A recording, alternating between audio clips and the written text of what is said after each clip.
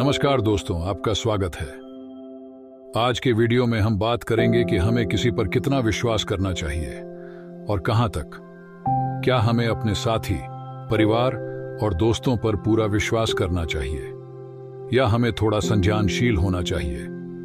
विश्वास और संज्ञानशीलता का संतुलन कहां तक है। इस वीडियो में हम बात करेंगे कि विश्वास की हद कहां तक जानी चाहिए और कैसे हमें समझना चाहिए कि किसी पर कितना विश्वास करना सही है।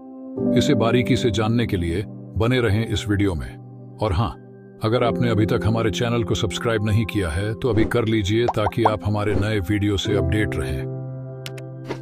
दूसरों पर विश्वास करना जरूरी है क्योंकि ये दुनिया विश्वास पर ही टिकी हुई है, लेकिन हम किस पर विश्वास कर रहे हैं इस बात पर हमें विचार जरूर करना चाहिए।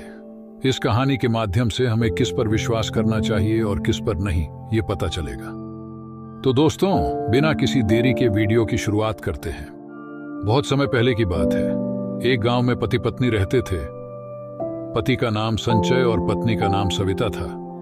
संचय खेती का व्यवसाय करता था और सविता सिलाई का काम करके कुछ पैसे जोड़ती थी। दोनों एक दूसरे पर बहुत अधिक विश्वास करते थे। दोनों हर रोज खुशी खुशी से अपना काम करते और 2 वक्त का खाना खाते और शांति से सो जाते थे। उनके पड़ोस में सोनल नाम का एक व्यक्ति रहा करता था।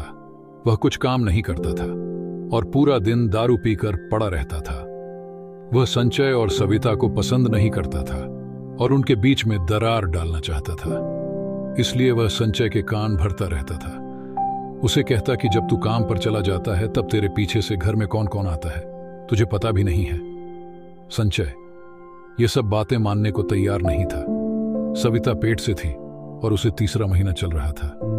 सोनल को जब यह पता चला तो उसने संचय को कहा कि यह बच्चा किसी और का है।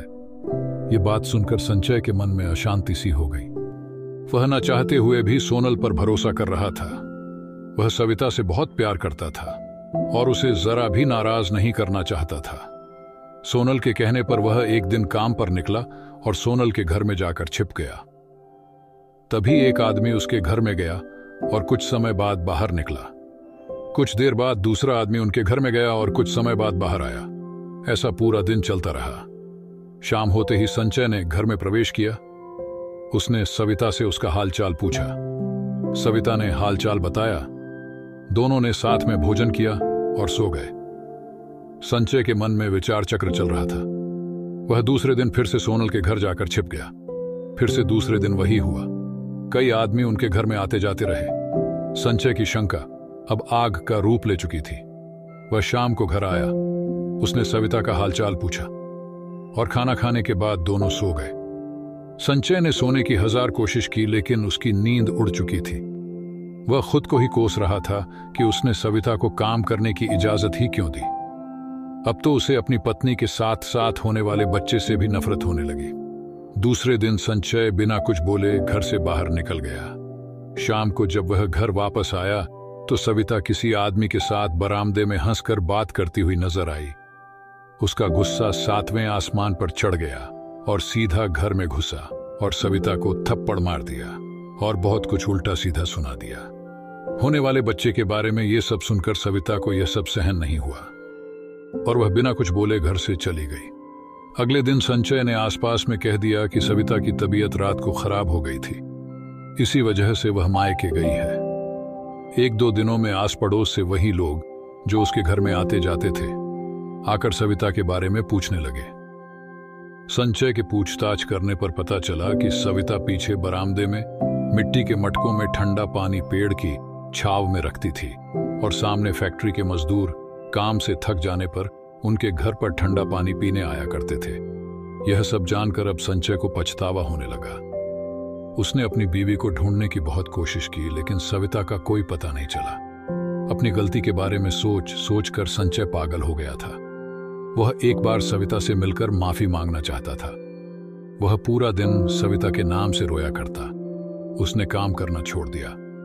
उसका घर सब लोगों ने हड़प लिया और उसके इसी पागलपन की वजह से उसे गांव से बाहर निकाल दिया गया।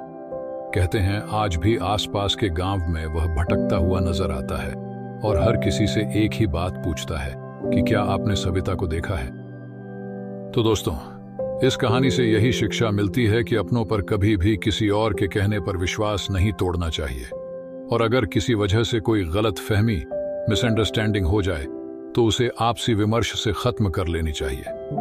किसी भी बात को शंका की नजर से देखना ही आधा रिश्ता खराब कर देता है। ध्यान रखना, अपनों पर किया गया विश्वास किसी और के कहने पर तोड़ा नहीं करते। दोस्तों, कैसी लगी ये वीडियो आपको? हमें कमेंट सेक्शन में जरूर बताना।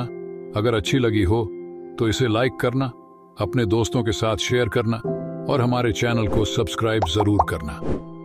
तो मिलते हैं अगली बार ऐसी ही एक और मोटिवेशनल वीडियो के साथ। तब तक के लिए अपना और आपके अपनों का ख्याल रखें, अपने रिश्तों में विश्वास बनाए रखें, दूसरों की बातों में ना आए। धन्यवाद।